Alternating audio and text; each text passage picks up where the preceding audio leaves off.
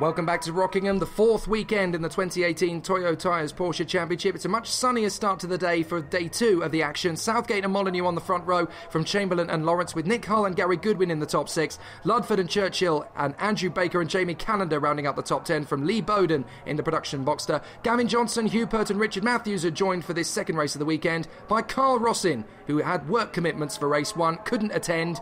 Red lights are on, they're out now for Rockingham, and away we go. It's another good start by Kevin Molyneux, but not as good this time as Adam Southgate, who's got the perfect textbook getaway as they go through the banking for the first time. And round the outside of Jesse Chamberlain, Gary Lawrence asserts himself into third position in front of Ludford and Nick Hull, with Gary Goodwin trying to come round the outside of Nick Hull. Baker's having a good run there with Philip Churchill too, as they break down for Dean Hairpin. And a very interesting first lap this could end up being. Southgate getting a little bit deep through that Dean Hairpin, and Johnson goes straight into the lead of the 924s in front of Hugh Pert and Carl Rossin. So Rossin, despite missing all of qualifying and race one, is right up to speed and battling for third position. What if he gets a win despite no testing at all? That really would be impressive from Carl Rossin, and he's one of the drivers who can do that. So here they come up through Piff Path, left and right. Southgate, Molyneux, Lawrence, Chamberlain, Ludford is the top five at the moment. So as they come through on this very much sunnier start to the day for the Sunday's action here. Yesterday's race was a particularly good one, but now we are battling for the action once more here. The sunshine much hotter over the course of the 2018 weekend here at Rockingham. The British Racing and Sports Car Club putting on all sorts of great racing this weekend, but the Porsche's doing a great job as Southgate goes into Tarzan for the first time. Then it is Molyneux, Lawrence, Chamberlain, and Nick Hull throws it up the inside of Kevin Ludford. Now, did he get that car stopped on the apex, or is Ludford going to be back alongside him? Nick Hull's going to draw across. Yes, he did. Good driving from Nick Hull. He may have overshot a little bit there in the braking zone, but he did get the car stopped and straightened up in plenty of time to avoid Kevin Ludford coming back through. So a neat little manoeuvre there from Nick Hull, and crisis definitely averted for the moment as they come out of the final turn and back onto the main straight once more. And Adam Southgate leads, Kevin Molyneux second, Gary Lawrence third. Deja vu, this is practically Groundhog Day 2 as they come through this time. Jesse Chamberlain and Nick Hull through the top five, and through that first corner on the banking they come once again, and you do not want to lose it there. We've actually had a pretty good record this weekend for drivers staying out of the wall on that far side. I seem to remember last year it was a bit tougher as Nick Hull gets very late into the brakes there, trying to chase down Jesse Chamberlain as they come out of Dean Hairpin up towards the right-hander at Yentwood. So they tuck in for the square right, plenty of curb on the exit as you go slightly up the crest, and then you come back over the top of it as you go into Chapman Curve through the right-hander, and then back on the power through Piff Path. You've got to balance the throttle here very carefully, not too much on the brakes, left and right, and then up towards the Rockingham Curve into the right-hander at the far side of the sports car configuration of the Rockingham circuit. I do love this facility. It's an absolutely brilliant racetrack. It's such a shame that since Champ Cars last visited here in 2002, it's never quite been able to live up to that same promise as its original intention. Although, of course, the biggest crowd ever seen at Rockingham was back in the British Formula 3 days when they came here with the Sugar Babes performing in the middle of that pit complex. They used to have all sorts of bands playing on the big Days of Thunder race days, I seem to remember. And when British GT and Formula 3 ran here in 2005, they brought the Sugar Babes along, and there was a very nearly sell-out capacity in the grandstands that weekend. So there is Jesse Chamberlain trying to shake off the attentions of Nick Hull as they come off the final turn. Gary Lawrence there in third position as they come back onto the home stretch. Look at Kevin Molyneux, who's disappearing out in front, looking for another second place finish, and he'll be absolutely delighted if he can get there. There was more karaoke singing of Dolly Parton's 9 to 5 last night after Kevin Molyneux grabbed his highest ever finish in the championship, hence the nickname Dolly Molly. That's where it comes from for those who are uneducated and don't quite know what we're talking about when we call him Dolly Molly. He's learned to love the nickname over time. It didn't take him too long, to be perfectly blunt, as he comes into Yentwood out in front of Gary Lawrence, the 44 of Jesse Chamberlain and the 4 of Nick Hull. And those three are going to be absolutely glued bumper to bumper through this race, battling for third position. If the start of this race is anything to go by, they're getting a very good run as they come up through Piff Path, left, right, up towards the braking zone for the Rockingham curve into the right-hander. They can just about duck out of the braking zone, and Jesse Chamberlain overshoots there, manages to get the car stopped as he comes back through, but that could have been very difficult indeed. Out in the lead though, no major dramas for Adam Southgate, who leads Kevin Molyneux. This is the battle for third between Gary Lawrence, Jesse Chamberlain and Nick Hull as they continue to battle away. Now, Nick Hull in 5th position does have a good opportunity here to just watch what these two are getting up to and react to it. As look, Gary Lawrence overshoots a little bit into Tarzan. Jesse Chamberlain getting a little bit hungry to make the way through into 3rd position. And Nick Hull is actually in the box seat in this little battle because he's sat there in 5th position, watching Gary, watching Jesse as they battle away for their position. They can see where both of the two drivers are vulnerable and make gains to counteract it. As Jesse Chamberlain gets a bit of a squiggle out of that final corner as he gets back on the power, has to get back in the tow of Gary Lawrence, otherwise he's going to lose so much time in a straight line, especially when that man behind him with the Union flag on the bonnet, Nick Hull, is in the slipstream, having had a good exit out the turn. And so Jesse Chamberlain will need to tag on to the back of Gary Lawrence in the slipstream to avert Nick Hull from coming through, and that's exactly what he's done. He brakes a little bit later than Gary Lawrence, and that makes the racing just that little bit more intriguing between these two because they are trading corner speeds and sector times.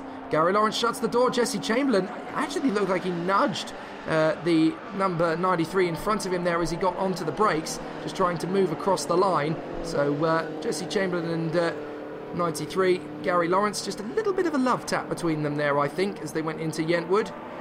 Up through Piff Path and up towards the left-hander. Jesse Chamberlain now looking to really stamp his authority on 3rd position. Ideally, he wants to get through and start to jog after Kevin Molyneux in 2nd place overall.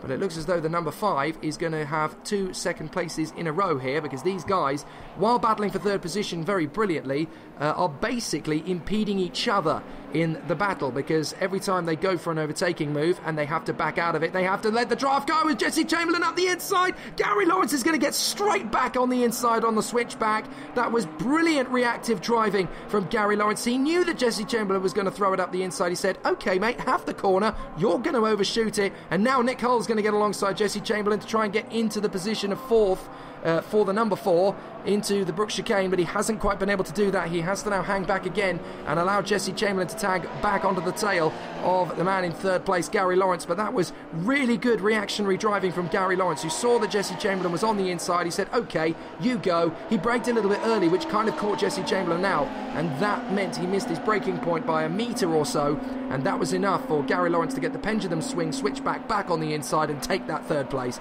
once more. Really good driving from Gary Lawrence. He's stepped up a gear in 2018 as they slide their way through Dean Hairpin, the tyres squealing as they go through. Clearly the driver's putting a lot of hard work. Oh, and Nick Hull's got big smoke out of the back of the car. That's what happened in race 1 at exactly the same place.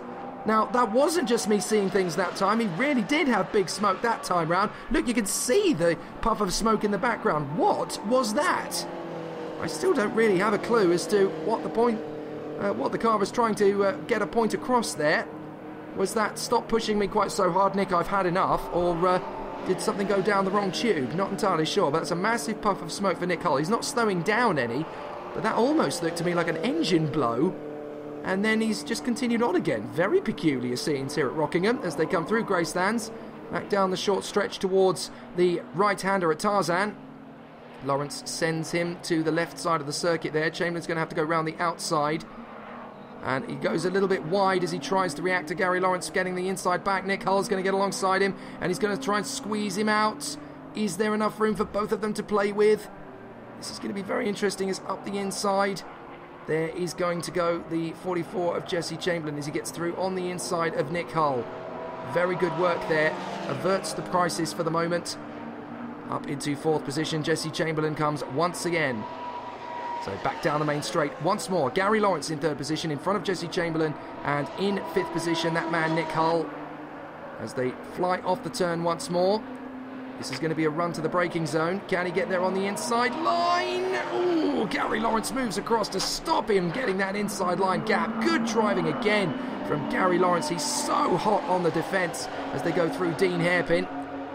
There's Kevin Ludford in front of Philip Churchill. So Churchill trying to come the long way round and outbrake into Dean Hairpin. Ludford's going to brake far too early, but Churchill's going to brake far too late. So that's basically one of 6 of one, half a dozen of the other, isn't it?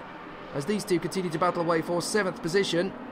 Now, where's Jamie Canada? I've not seen him for a while, but I think he's behind these guys. Just getting up to speed once again. And meanwhile, Nick Hull's got on the inside of Chamberlain, and Chamberlain goes wide there on the run up towards Gracelands. So Nick Hull has managed to get his way through into P4. Good bit of driving. So Kevin Ludford onto the braking zone once again. Philip Churchill still running around beside him. So they come off the turn once again and back down the short stretch towards Gracelands. Time is ticking on apace here at Rockingham.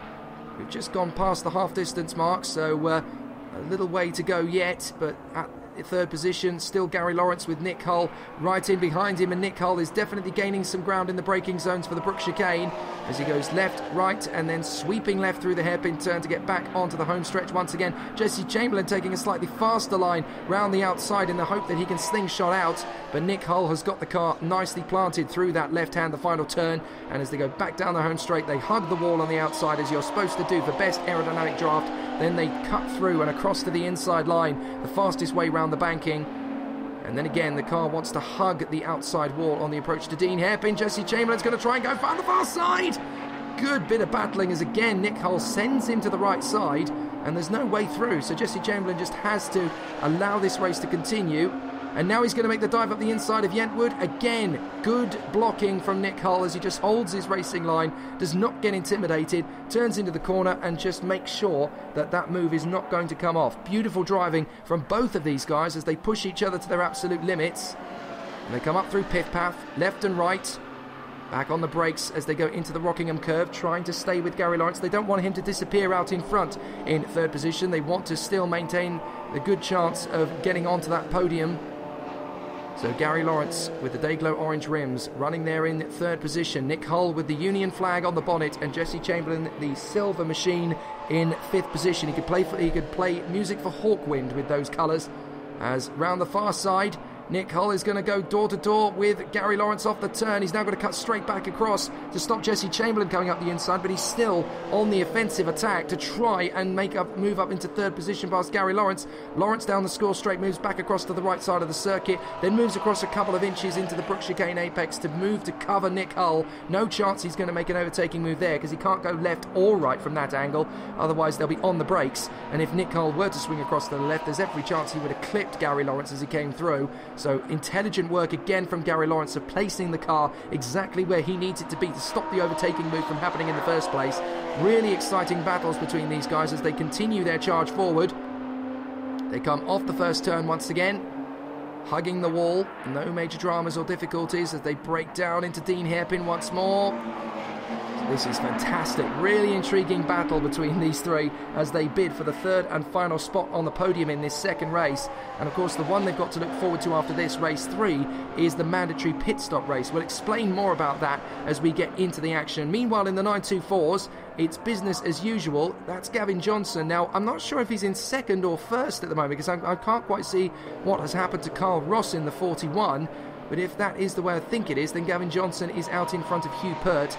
Carl Rossin struggling a little bit to stay with them in the 2nd race of the weekend. A lot of that, I'm guessing, has probably basically been brought about by having to miss the testing session yesterday and, of course, the testing on Friday as well due to work-based commitments.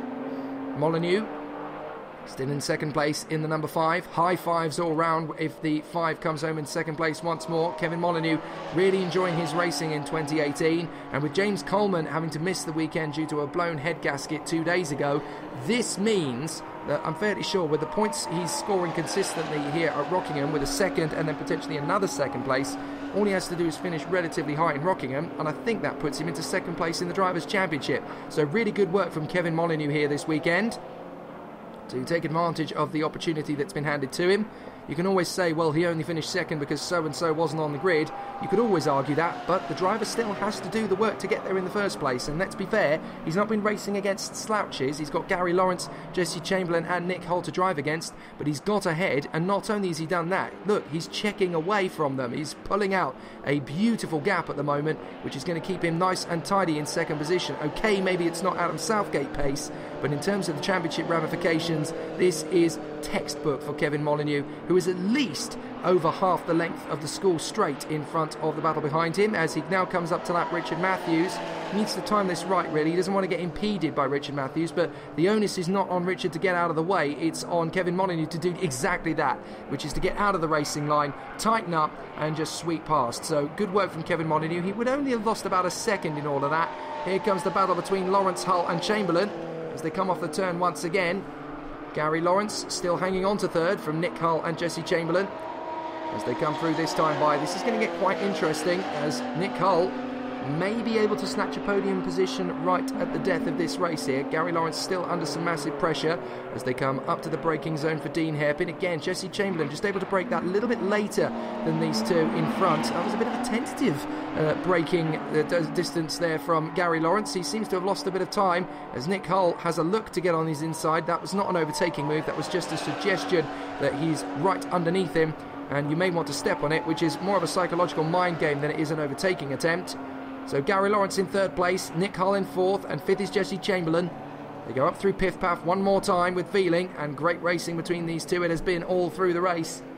But now up to the braking zone. Gary Lawrence has gone a little bit wide at Rockingham Curve, and Nick Hull thought there might have been space to get there. There wasn't in the end, so he's had to back out of it as they go over the crest and up towards Gracelands once again into the left-hander. No problem for Lawrence, Hull or Chamberlain. They're all still very good in position at the moment, third, fourth and fifth. Down the braking zone to Tarzan as Gary Lawrence is coming up to lap Richard Matthews in the 47. So the 4 is in there next, Nick Hull, as he tries to make his way into third position. Down the school straight and trying to get his way through. Look, he's flashing his lights to... I'm not sure if he's flashing his lights to Gary Lawrence or to Richard Matthews. I think he was actually flashing his lights to Richard Matthews to say, look, the two of us are having a great battle. Don't get in our way. Just move over to the side at Brook Chicane and let us through. Jesse Chamberlain actually got a little bit impeded. He didn't have the same idea he should have had, really, because I think Richard Matthews would have still moved over and let them go. He's a very sporting driver, but because he's signalled there, Nick Hull, you know, he could have been very selfish there, and he could have let Gary Lawrence be impeded potentially by Richard Matthews, but he got on the flashers and basically said, no, I'm going to get Richard Matthews to let us both go because I'm enjoying this battle. Even if I don't necessarily beat him, I'm having great fun in the process. So great camaraderie and great brotherhood of racing in the Toyo Tires Porsche Championship. The Porsche Drivers Association of Great Britain, a really good bunch of people to hang out with, great racing, great after race activities as well in the paddock, before, during and after the race activities. And then of course their dinner at the end of the year is always one of my favourite moments in the 2018 season. It's usually karting over at the circuit at Cromer on the beach in Norfolk, and then a lovely dinner and presentation afterwards where there's so many great characters up and down the length and breadth of the paddock, and not just the drivers either, the mechanics, the family, the supporters and the sponsors all together. And it's a wonderful little championship to be part of. Adam Southgate certainly feels so at the moment, as he is about to go into his last lap as Nick Hull tries to go round the outside at Tarzan on Gary Lawrence. Now he's going to tuck up to the inside as they come onto the score straight. Back on the power, up through the gears. Still a little bit of breathing space between the two of them, but not much. So down in the braking zone for Brooke. Gary Lawrence hangs onto the inside for the left, into the right. And let's be fair, Nick Hull is not close enough really to throw the car up the inside without risking an accident, so he hangs back for a moment, but he's got a great exit off the final turn. Nick Hull's going to be side by side with Lawrence down the home straight. Adam Southgate's on the verge of victory, but those two still challenging for third place, and it's going to be interesting to see which one of them is going to get on the podium this time. Is it going to be a straight replication of what we saw in race 1 with Southgate, Molyneux and Gary Lawrence? But now we are going to see Adam Southgate on his cruise control run to the flag. Tried to squint there in the background and see if I could see Kevin Molyneux. I couldn't, but Kevin's still going to be delighted with second place in the second race in a row. But a victory for Adam Southgate. not necessarily inevitable, but certainly quite predictable in the 2018 season. And again, those brake issues that befell him in the 2017 running of this meeting have definitely not come back to haunt him in the 2018 season. So he's driving very smartly indeed and keeping the car on the straight and narrow as he comes down the score straight for the last time, and he's going to make it 2 in a row.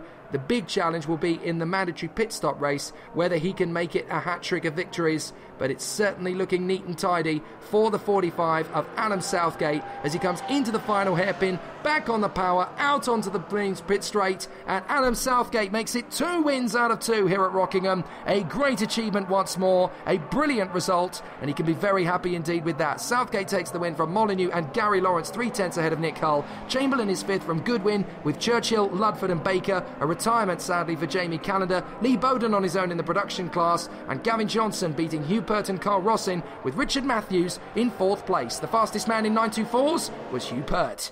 Adam, 2 wins from 2 races this weekend at Rockingham. It's kind of hogging it a bit, isn't it? It is a little bit, yeah, but it's nice to see you again. We have a lot of these chats, don't we?